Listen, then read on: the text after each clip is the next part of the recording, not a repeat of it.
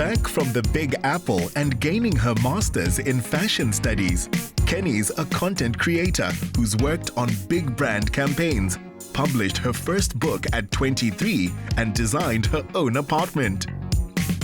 What I really love is that each room has a different vibe, feeling, mood. I try to create an atmosphere in each of the living spaces. So for example, the entrance hall is kind of edgy and cold and dark. It gives you this grown-up, mature, lofty kind of feel. But then moving into the greater living space, I wanted to have more of a warm feeling. So I added carpets and hides to the floor to warm up the concrete floor. And in the kitchen, I wanted to bring in more of a farmhouse feel to it. So a lot of wood, a lot of cutting boards, exposed shelving so you can see all the knickknacks and interesting little bits, but still maintaining the concrete counters, which I really love.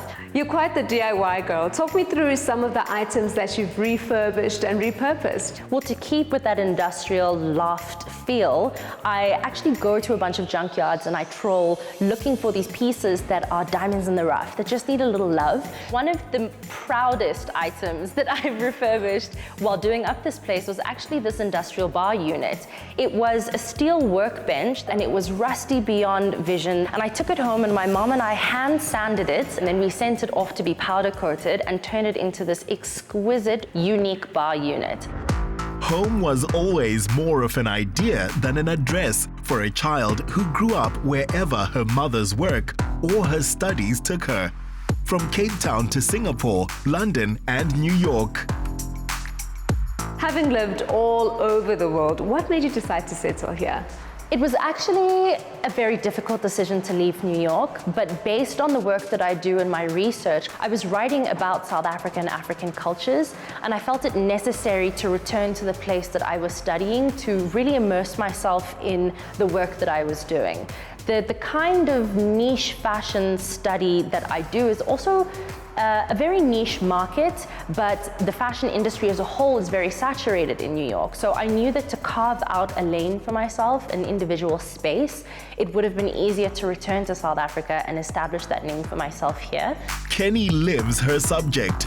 An anthropologist studies the daily habits and values of human beings. Her speciality is the role fashion plays in our lives, jobs, communities, and politics. Welcome to my bedroom. Oh, I just fall deeper and deeper in love with your space. It's the light. It's definitely the windows and the light that streams in here. The only problem is first thing in the morning, the sun shines directly on my face. And you have to get up. You have to get up, 6 a.m. every day.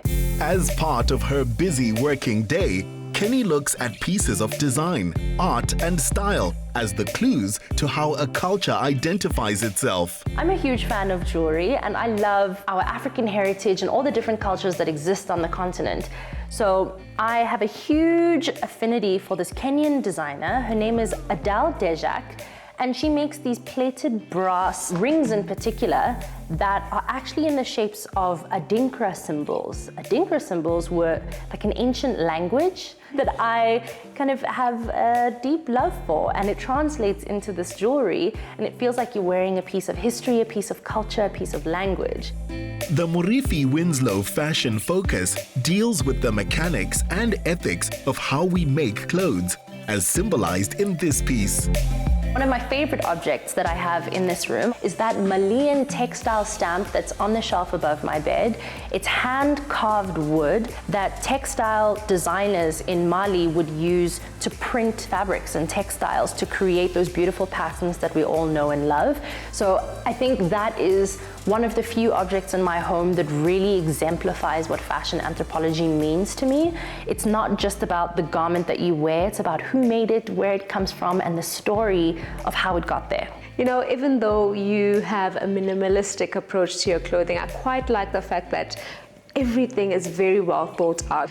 So how does that all fit into your overall style? I like to dress more minimalist.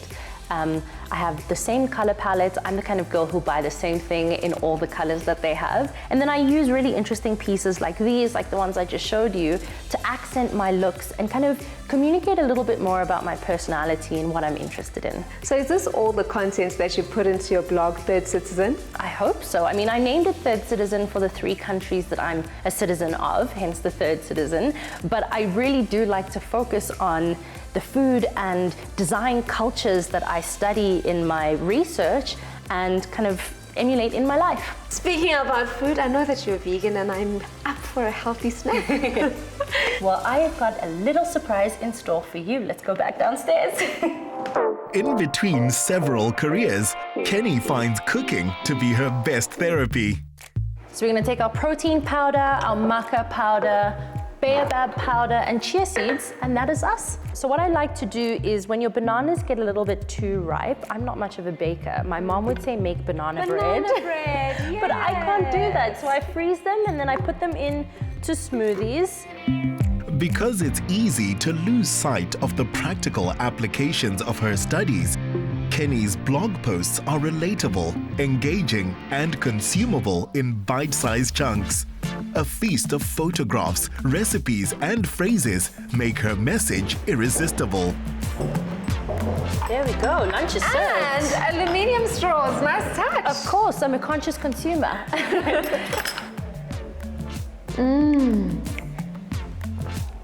Just the way I love it. You've recently become vegan. What are some of your opinions regarding the food industry? I feel very passionately about conscious consumption in general. So when it comes to food, that means really knowing where your food comes from, how it's made, how it's prepared. And I like to be very aware of what I'm putting into my body. I feel you wear your insides on the outside. So I want to glow, I want to feel fresh and healthy. So when it comes to fashion, you can apply a lot of the same theories and ideas, knowing where your clothing comes from, what it's made out of, who's making it. Really being conscious about the things that you are spending your money on, your buying power. I feel like we forget that we have so much power, but when you are awake and aware of how you spend it and can spend it wisely, that kind of thing matters. These ideas are central to her new book on how she became vegan, the recipes and insights she's gathered, and how they reflect in her design. Kenny, what tips do you have for us to live your fabulous curated life? When it comes to content creation in particular, I have styled my life and my home and my work in a way that reflects into the content I create. So I don't feel that there's a disconnect between who I am on the internet or in the public eye versus who I am at home in my space. It has a very coherent feeling and mood and color palette and aesthetic to it that then becomes easy to translate into your work, which is crucial when you're a content creator. I feel so challenged to up my Instagram game after this. Thank you so much for allowing me to spend a day in your fabulous and really beautiful life. Thank you so much for spending the day with me. This content creator does the hard yards, considering what's important, then making it easy for the rest of us to digest.